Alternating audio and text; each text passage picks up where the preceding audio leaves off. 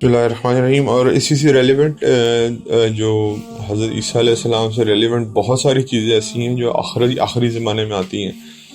اسی سے ریلیونٹ ایک واللہ عالم اس پہ ڈفرینٹ پوائنٹ آف ویوز ہیں، لیکن دو حدیثوں سے میں یہ بات ثابت کرنے کی کوشش کروں گا کہ یہ واقعہ حضور صلی اللہ علیہ وسلم نے ایک حضرت ابو ہریرہ اور حضرت ثوبان رضی اللہ تعالیٰ عنہ، ان سے دو حدیثیں ثابت ہیں. حضرت ثوبان سے کیا حدیث ہے کہ میری امت میں دو لشکر نکلیں گے، دو لشکر. ایک جائے گا کس کی مدد کے لیے؟ حضرت عیسیٰ علیہ السلام کی مدد کے لیے. دوسرا لشکر کدھر جائے گا؟ دوسرا لشکر جائے گا ہندوستان کے اوپر حملے کے لیے. یہ دو لشکر. اور اچھا، اب یہاں پہ تھوڑا سا ابھی ہمیں نہیں پتا کہ یہ دونوں حدیثوں میں ان دونوں کو کھٹا کیوں کیا گیا. کئی علماء فرماتے ہیں کہ یہ اس لیے کھٹا کیا گیا کہ یہ ٹائم باؤنڈ ہے، مطلب کہ عیسیٰ علیہ السلام جب تشریف لائیں گے تو اسی وقت یہ ہندوستان پہ چڑھائی ہوگی، جس کو ہم غزوہ ہند کہتے ہیں اپنے موٹے الفاظ میں.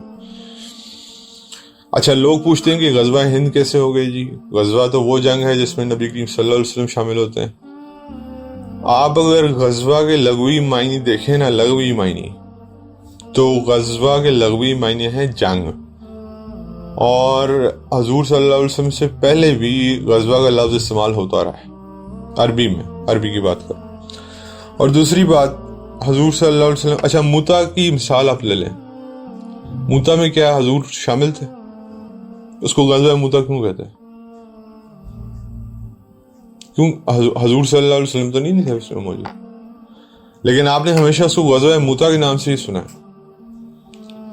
تو یعنی کہ اس میں دو ریزن ہوتی ہیں. نمبر ایک یہ ہوتا ہے کہ ایک تو جنگ ہے، غزوہ اس جنگ. نمبر دو، غزوہ وہ جنگ بھی ہوتی ہے جس میں حضور نے اپنی شرکت کی نیت کی ہو کہ ہو سکتا ہے میں شریک ہوں، لیکن حضور کی زندگی نے شاید اجازت نہ دی ہو. تو اس لیے غزوہ ہند اس کو کہا گیا ہے کہ حضرت ابو ہریرہ رضی اللہ تعالی، حضرت ثوبان سے پہلی حدیث ثابت یہ ہے کہ حضرت ثوبان نے کہا کہ میری امت میں سے دو لشکر نکلیں گے. one will go to Jerusalem, the other will go to ہند.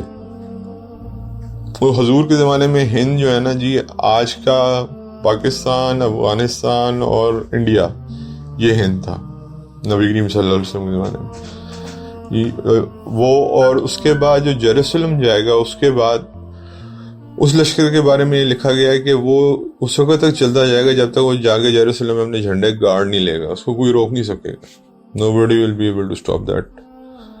اور پھر اس کے بعد حضرت سیدنا ابو ہریرہ رضی اللہ تعالیٰ عنہ سے دوسری روایت جو ملتی ہے غزوہ ہند کے بارے میں، وہ یہ ملتی ہے کہ حضرت ابو ہریرہ رضی اللہ تعالیٰ نے فرمایا کہ اگر میں نے اس جنگ کو پایا تو میں اپنا سارا مال، اپنی ساری چیزیں اس پہ خرچ کر دوں گا.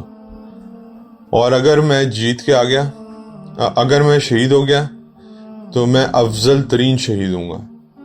اور اگر میں جیت کے آ گیا تو میں ایک آزاد ابو ہریرہ ہوں گا. آزاد ابو ہریرہ کا مطلب کیا ہے؟ جہنم سے آزاد ہوں. یعنی کہ اس کی اتنی فضیلت ہے اس جنگ کی کہ جو بھی اس میں لڑا وہ اس کو جہنم سے خلاصی دے دے گی. تو اب اس کو ٹائم کا کیا، اب دیکھیں ہند پہ بڑے لشکر کشیاں ہوئی ہیں مسلمانوں کی طرف سے. محمد بن قاسم آئے. سب سے پہلے تو سیدنا عمر فاروق رضی اللہ تعالیٰ عنہ کے زمانے میں مسلمان صحابہ یہاں سے گزرے ہیں، بلوچستان سے گئے ہیں اور they went up towards China. جیسے ہم بات کر رہے تھے، سعد بن ابی وقاص کی قبر چائنا میں. 600 صحابہ کدھر دفن ہے؟ چائنا میں دفن ہے. 600 صحابہ چائنا میں دفن ہو کے کیا کر رہے؟ ان کو کیا ضرورت پڑی تھی وہاں جانے کی؟ سعد بن ابی وقاص کون ہے؟ عشرہ مبشرہ ہیں، حضور کے ماموں ہیں. کہاں دفن ہے؟ چائنا میں دفن ہے. تو یعنی کہ لشکر کشی تو ہوئی ہے اس طرف. اب واللہ عالم. پھر اس کے بعد حضرت محمد بن قاسم آئے، انہوں نے سندھ اور ہند کے اوپر لشکر کشی کی. پھر محمود غزنوی آئے جنہوں نے 17 حملے کیے ہندوستان پہ. پھر اس کے بعد احمد شاہ ابدالی آئے. پھر اس کے بعد حضرت شاہ ولی اللہ آئے. اس کے بعد حضرت سید شہید احمد آئے جن کا بڑا مشہور واقعہ ہے کہاں کا یہ جو بالا کوٹ کی جنگ ہے. 3 جنگیں جو ہوئی ہیں یہاں ابھی بھی آج بھی بالا کوٹ میں یہ سارے شہداء سوئے ہوئے ہیں. تو ملٹیپل اور یہ کہا جاتا ہے علماء کہتے ہیں کہ یہ جو لوگ آئے تھے یہ بیسیکلی شیخ مجدد الافسانی جو تھے وقت کے مجدد تھے صدی کے ان کی اس کو اسٹرانگ کرنے آئے تھے. اب حضرت مہدی کے بارے میں کہا جاتا ہے کہ وہ 15ویں صدی کے مجدد ہیں. 15ویں صدی کا مطلب اسلامک کیلنڈر. تو ان کو اسٹرانگ کرنے کے لیے بھی کوئی لشکر ضرور آئے گا. اب اس کو ٹائم باؤنڈ اس لیے نہیں کیا, اٹس جسٹ لائک جیسے آپ کہہ لو کہ شب قدر ہے.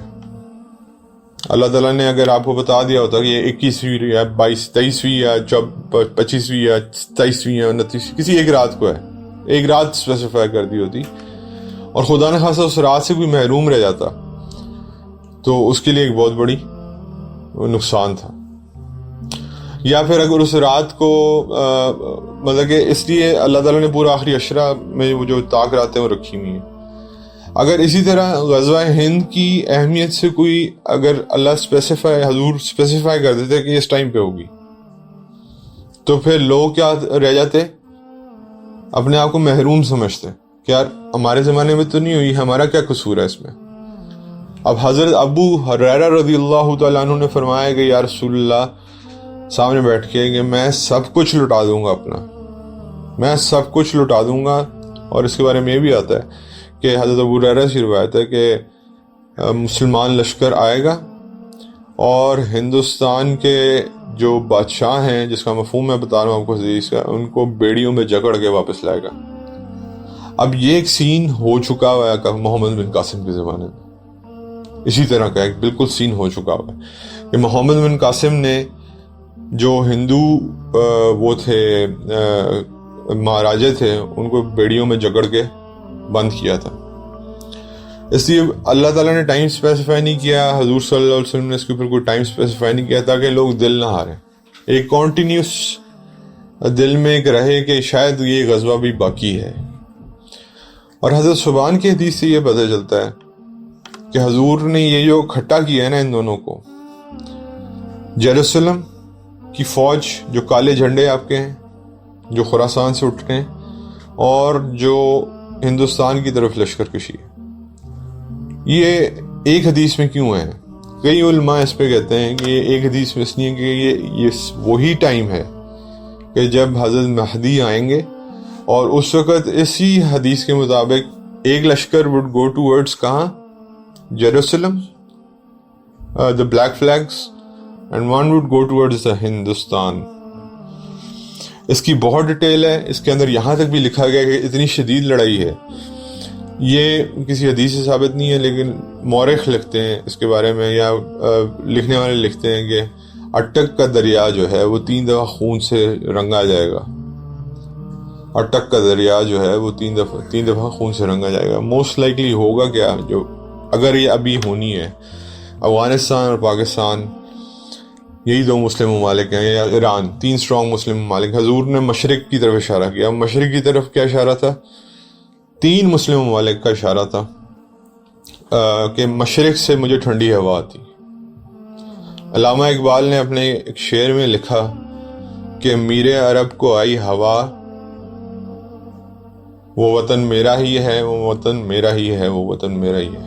مشرق سے ہوا آئی حضور صلی اللہ علیہ وسلم کو. ایک دفعہ حدیث میں آتا ہے, اللہ کا بیشی معاف میں مفہوم ہے, نبی کریم صلی اللہ علیہ وسلم نے ہاتھ مبارک اٹھایا اوپر اور کہا مجھے مشرق سے ٹھنڈی ہوا آتی ہے. اب مشرق میں ایسٹ آف سعودی عرب آپ کے 3 ملک ہیں جو مسلمان ہیں, ایران ہے, افغانستان ہے اور پاکستان ہے. تو اور یہ اسی علاقے میں لایا کرتے ہیں جہاں ہندوستان. تو اب یہ کس نے لڑنی ہے جنگ, یہ کسی کو یہ ہو چکی ہے یا ہونی ہے, یہ اللہ کی ذات بہتر جانتی ہے. میں آپ کو صرف 2 حدیثیں بتا رہا ہوں، اس سے ریلیونٹ جو 2 حدیثیں ملتی ہیں غزوہ ہند سے ریلیٹڈ، وہ میں نے آپ کو بتا دی ہیں. یہ حضرت صبحان کی حدیث سے لگتا ہے کہ یہ ابھی ہونی ہے.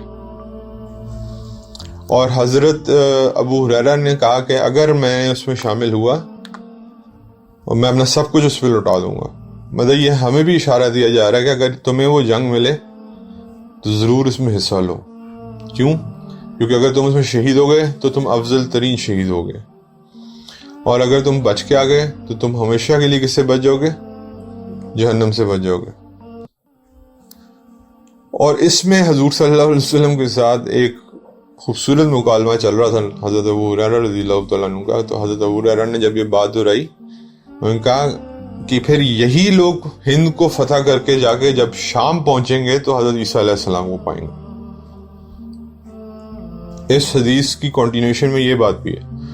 تو موسٹ لائکلی یہ حدیث، یہ جنگ it's close to the end of the times, جو ہم ذکر کر چکے پہلے. اور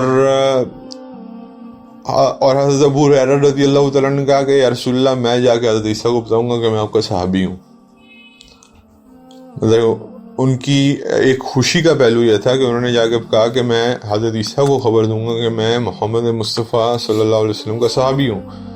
حضور مسکرائے آگے سے، اور مسکرا کے کیا کہا؟ بہت مشکل ہے، بہت مشکل ہے، بس اتنے الفاظ دہرائے. کیوں؟ کیونکہ شاید حضور کو پتہ تھا کہ ابھی یہ ان کے وقت میں ہونے والی نہیں ہے. لیکن آج میں اور آپ یہ ارادہ کریں کہ میرے اور آپ کی زندگی میں اگر ایسا واقعہ آیا تو کمر دکھانے والوں میں سے نہیں ہوں گے، لڑنے والوں میں سے ہوں گے. کیونکہ موت یار دیکھیں مجھے اور آپ دونوں کو آنی ہے. We can not run away from death.